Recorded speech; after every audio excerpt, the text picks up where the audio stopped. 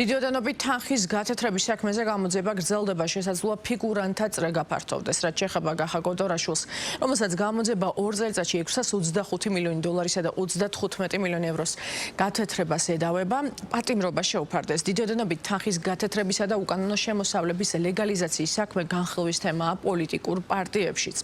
ოპოზიციაში აცხადება, რომ ამ საქმესთან დაკავშირებით ბევრი კითხვა არსებობს, კერძოდ მათი თქმით, სავარაუდოდ დაკავებული პირი მარტო არ მოქმედებდა და ამ საქმეში სახელმწიფო უწყებებიც იყვნენ ჩართულები. ქართულ ოცნებაში კი ამბობენ, რომ კითხვებს შესაბამისმა ორგანოებმა უნდა გასცენ პასუხი.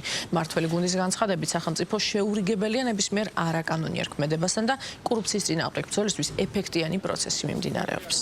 აქ ისმის ძალიან ბევრი კითხვა, როგორ შემოიტანა ადამიანმა ეს თანხა, სად იყო სუსი, სად იყო საბაჟო, სად იყო საერთოდ ეროვნული ბანკი, როდესაც ეს ყველაფერი ლარის კურსზე მოქმედებდა. ანუ ეს ნათლად მიუთითებს, რომ მთელი სახელმწიფო უწყებები იყვნენ ამ ყველაფერში ჩართული და ეს ადამიანი არ მოქმედებდა მარტო. ამ ადამიანის დაკავებას ჩვენ უკავშირებთ იმ პროცესებს, რაც ხდება ღარიბაშვილის თავს, როდესაც ახლა ერთი კორუმპირებულის თავის მოჭრა გადაწყვეტა ბიძინამ მეორე კორუმპირებული კობახიძის ხელით. ამიტომაც ეს შიდა გარჩევები ქართულ ოცნებაში რეალურად ადასტურებს იმას, რასაც ერთიანი ნაციონალური მოძრაობა ბიძახდით ძალიან დიდი ხანია, უკვე 13 წელია, რომ ეს ქვეყანა კორუფციის მორევშია ჩაფლული. პროკურატურა გვიმტკიცებს, რომ 2 წლის განმავლობაში ეს თანხა უკანონოდ შემოდიოდა საქართველოში, შემოდიოდა აზერბაიჯანიდან და საუბარია 59 მილიარდ რუბლზე და ისე შემოდიოდა ეს თანხა საქართველოში, რომ არც ერთმა შესაბამისმა უწყებამ ამის შესახებ არავითარი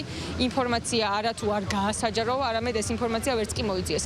არ არის ეს სანდო ინფორმაცია. შეუძლებელია ნებისმიერ სახელმწიფოში საზღვარზე შემოდიოდეს ამოდენობით ეგრეთ წოდებული შავი ფული და ამას არ ქონდეს მწვანე შუქიანთებული თავრობის მხრიდან. საქმე გვაქვს ძალიან დიდი ოდენობით, განსაკუთრებით დიდი ოდენობით ფულის გათეთრებასთან, რასაც რა თქმა უნდა შესაბამისმა ორგანოებმა უნდა გასცენ პასუხი გამოძიების ფარგლებში, რეალურად რასთან ქონდა საქმე, ვინ იყვნენ ფიგურანტები.